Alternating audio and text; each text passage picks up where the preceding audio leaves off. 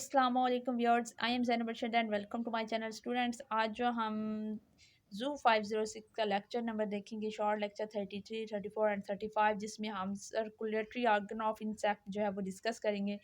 तो बहुत इजी सा है, इसमें सिर्फ जो है रीडिंग करने वाली बात है, बात साथ साथ मैं आपको समझाती जा रही हूँ, पिक्टोरिकली भी आपको दिखाऊंगी। तो चलो स्टार्ट करते हैं। सबसे पहले जो लॉन्ग क्वेश्चन इसमें से बन सकता है वो है यही है कि define circulatory organ of insect. और लॉन्ग क्वेश्चन जो है इसमें बनेगा वो है right A note on circulatory organ of insect. तो बेसिकली हम ये जो है एमसीक्यूज में आ सकता है कि insect only have an incomplete system of blood vessels. ठीक है, जो इंसेक्ट होते हैं उनके पास ब्लड वेसल्स का रिस्पायरेटरी ये सर्कुलेशन का जो सिस्टम है ब्लड वेसल्स वो इनकम्प्लीट है, कंप्लीट नहीं है। यहाँ से ये एमसीक्यूज बन सकता है, ये आपने याद रखना है। ए tube lies in the middle of the body close beneath the back. ठीक है, एक ट्यूब है जो इंसेक्ट की बिल्कुल मिडल में वाक़या होती है, मिडल में, और वो क्या कहती है, beginning near the hinder end of the animal and extend forward into head. अब वो स्टार्ट होती है, ठीक है, ये हेड रीजन है, ये इनका दुम वाला रीजन है। तो ये हाइंडर रिंग से स्टार्ट होता है ये वाली ट्यूब, और यहाँ से हेड तक इलोंगेट करती है, और यहाँ मिडल में इसका जो है ओरिजिन पाया जाता है। इसका काम क्या है, इन द एब्डामन, ये जो ट्यूब है पेट के अंदर, this tube is constructed forming chambers. वो ट्यूब जो है वो रिकन्स्ट्रक्ट हो जाती है और चैम्बर्स बना देती है। And the chambered portion is called heart, और उसी चैम्बर्ड पोर्शन को हम क्या नाम देते हैं, हर्ट का, दिल का नाम देते हैं। जैसे यहाँ पर अगर मैं आपको यहाँ पर चैम्बर्ड, ये देखिए ये ट्यूब है उनके जिस्म के अंदर, ठीक है, और ये ट्यूब जो है उनके एब्डोमेन वाले पार्ट में जो होती है, आप खुद से ही कनेक्ट होकर रिकनेक्ट होकर एक चैम्बर्ड पोर्शन बनाती है जिसे हम बोलते हैं हर्ट, हर्ट बोलते हैं। नेक्स्ट इसका आपने ये भी देख सकते हैं कि जो हर्ट है उसकी डिफरेंट यहाँ पे जो ट्यूब्स हैं उसमें से जो ओरिजिनेट हो रही हैं, जो इसकी तरफ लेके आ रही हैं ब्लड को, ठीक है, सर्कुलेशन को, और जो उसमें से ब्लड को दूसरे आर्गन्स तक पहुंचा रही हैं, बॉडी के दूसरे आर्गन तक सर्कुलेशन जा रही है, वो भी। तो नीचे अगर इसकी आप ट्यूब्यूलर हर्ट देखना चाहें इंसेक्ट के अंदर, तो यहाँ पर आपको नज़र आ जाएगा। ठीक है, ये मैं आपको पिक्चर जो है जूम करके दिखाती हूँ। यहाँ पर ये आपको ट्यूब्यूलर हर्ट नज़र आ रहा है, और ये इसके अंदर छोटी छोटी ओपनिंग्स भी हैं जिसे हम ओस्टिया बोलते हैं। इनका काम क्या है ये भी हम दिखाएंगे। यहाँ पर लेटरल वेसल्स हैं और एंटीरियर वेसल्स हैं एंटीरियर रीजन में, ठीक है। उसके बाद लेटरली जो वेसल्स मौजूद हैं, ब्लड वेसल्स, उन्हें लेटरल वेसल्स बोलते हैं, वो भी इनके अंदर मौजूद हैं। और डॉर्सली अगर आप देखें तो इनके अंदर यहाँ पर हाइंडर रीजन में डॉर्सली वेसल्स भी मौजूद होती हैं। ये इनके ओपन और क्लोज्ड सर्कुलेटरी सिस्टम जो है दोनों को दिखाया गया था। इन दी एब्डोमेन ये हमें पढ़ लिया है कि यहाँ पर अगर आप फिर देखें, ये उन्होंने दोबारा पिक्चर दिखाई हुई है, ये एक रिंग होल बॉडी में जा रही है। यहाँ पर जो है ये हर्ट उन्होंने दिखाया हुआ है बॉडी के मिडल में हाइंडर रीजन के दौरान। तो डिट्यूब्यूलर हर्ट होता है। आगे हम देखते हैं, there is a pair of opening on each side of chamber. ठीक है, जो चैम्बर हर्ट है हमारे पास, उसकी तमाम साइडों पे एक ओपनिंग होती है, through which blood can enter and valves there which prevent its going out। ठीक है, जिनके जरिए जो ब्लड है, उन ओपनिंग्स के ज़रिए क्या होता है, ब्लड एंटर भी होता है, और उनको ब्लड को उन्हीं वेल्व्स के ज़रिए बाहर जाने से भी रोका जाता है। ठीक है, हार्ट जो है, चैम्बर्ड हार्ट है हमारे पास, उसकी तमाम साइड पे क्या है, छोटी छोटी ओपनिंग्स हैं जिसे हम बोलते हैं ओस्टिया। ओस्टिया से क्या होगा, ब्लड एंटर भी होता है, and valves there which prevent its out going, और दोबारा उस ब्लड को बाहर जाने से भी रोका जाता है। In the abdomen this tube is constructed, ये हमने पढ़ चुके हैं।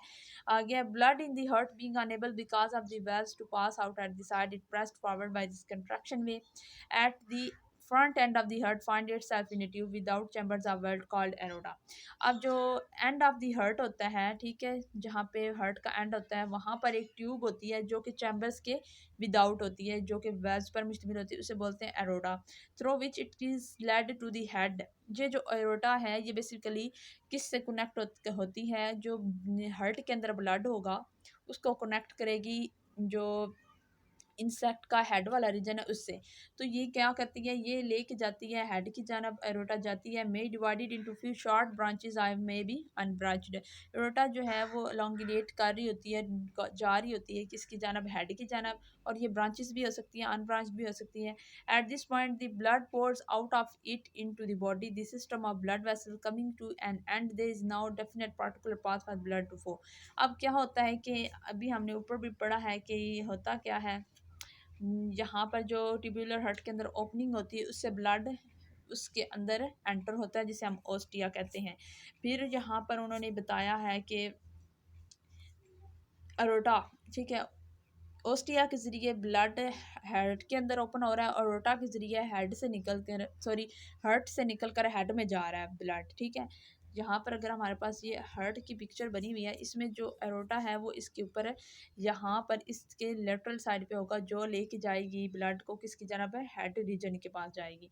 और ये जो है ये ओपनिंग होती है जिससे ब्लड हार्ट के अंदर दाखिल होता है और हार्ट से एरोटा और एरोटा से हेड की जानब। तो इस तरह ये जो जैसे ही ये जो होती है इनकी यहाँ से ब्लड, ओस्टिया से ब्लड जब ट्यूबुलर हार्ट में दाखिल होता है तो पहले जो ब्लड प्रेशर होगा वो हार्ट में ज़्यादा बढ़ेगा, फिर यहाँ से ब्लड जब जाएगा निकल के अरोटा की जानब तो वहाँ पर अरोटा के पास भी ब्लड का प्रेशर ज़्यादा हो जाएगा। जैसे ही ओस्टिया से ब्लड दाखिल होता है, किसके पास ब्लड प्रेशर ज़्यादा हो जाएगा, ओस्टिया से ब्लड एंटर होने के बाद ट्यूबुलर हार्ट के अंदर प्रेशर ज़्यादा होगा, और फिर किसके पास होगा, जो दिमाग की तरफ लेके जा रही है जो वेन है वो है अरोटा, उसमें ब्लड प्रेशर ज़्यादा हो जाएगा। यही इनमें बात लिखी हुई है। तो यहाँ पर एक और बात लिखी हुई है, during each contraction the heart occupies less space which lead to the less normal pressure to it. जैसे ही हार्ट बीट करता है तो हर ईच कंट्रैक्शन पर जो हार्ट है वो उसकी स्पेस लेस हो जाती है, उसके अंदर से ब्लड जो होगा वो बीट आउट करके अरोटा की जन्म चला जाएगा। And blood close by naturally closer to it. ये भी हो गया हमारा। नेक्स्ट है कि एमसीक्यूज जहाँ से जो इंपॉर्टेंट पॉइंट है वो है, all the internal organs however have their surface bath by blood. अब ये जो अरोटा है वो हेड की जानब भी लेके जा रही है, और हेड से इसकी अरोटा की जो ब्रांचेस निकल रही हैं साइड ब्रांचेस, उससे वो ब्लड को बॉडी के दूसरे पार्ट्स की तरफ भी ले जा रही हैं।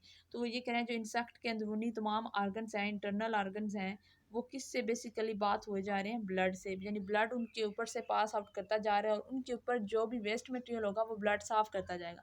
Eight this age it passes over the stomach और other parts of the alimentary canal will pick up any food। और जब ये ब्लड स्टोमिक के ऊपर से पास करता है और दूसरे एलिमेंट्री कनाल के ऊपर से भी पास करेगा तो ब्लड क्या ले लेगा, फूड भी उठा लेगा वहाँ से उसके ऊपर से, which have been digested has passed through the canals. अब जो स्टोमिक के अंदर जो खुराक डाइजेस्ट हो चुकी है उसको ब्लड उसके ऊपर से पास आउट करते हुए क्या करेगा, उस डाइजेस्टेड सारी खुराक को कैनाल वाल्स के अंदर जिस्म के मुख्तलिफ हिस्सों तक पहुँचा देगा, कैनाल वाल्स के ज़रिए। यानी जो हज़म शुदा खुराक होगी वो जिस्म के मुख्तलिफ हिस्सों में फिर ब्लड के ज़रिए सर्कुलेट करके पहुँच जाएगी। तो यहाँ पर एक और एमसीक्यूज़ बना है, the blood therefore serve as dash of the food. तो जो ब्लड है वो किसके तौर पर काम कर रहा है, डिस्ट्रीब्यूटर ऑफ फूड। यानी जब वो ब्लड पास करता है स्टोमिक के ऊपर से, वहाँ से हज़म शुदा खुराक लेगा और वहाँ पहुँचा देगा उस प्लेस पर जहाँ इसकी ज़रूरत होगी, और अनडाइजेस्टेड जो खुराक होगी उसको वहाँ पहुँचाएगा ब्लड जहाँ पर वो डाइजेस्ट इजीली हो जाएगा। तो ये किसके तौर पे काम कर रहा है, एमसीक्यू आ सकता है, distributor of blood from the place where it is digested to all the other parts it needed. तो नेक्स्ट है वो है, ये भी हो गया, but this exchange is complete by the aid of trachea. तो बेसिकली जो इसमें यही बताया हुआ है कि ट्रेकिया के ज़रिए जो होती है इनकी एक्सपायरेशन होती है, हवा जो होती है ऑक्सीजन दाखिल होती है, और ओवरऑल जो है ट्रेकियल ब्रांचेस के ज़रिए पूरी बॉडी में इनकी ऑक्सीजन पहुंचती है।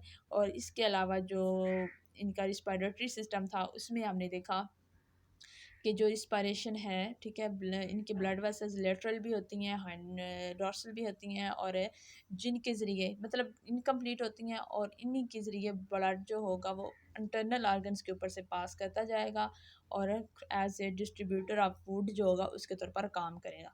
आज के लिए आपने सिर्फ ये दो मेन चीज़ें याद करनी है। नेक्स्ट वीडियो में मैं आपको एक्सक्रीटरी आर्गन जो है उस पर हम डिस्कशन करेंगे। अभी तक के लिए इजाज़त, अल्लाह हाफ़िज़।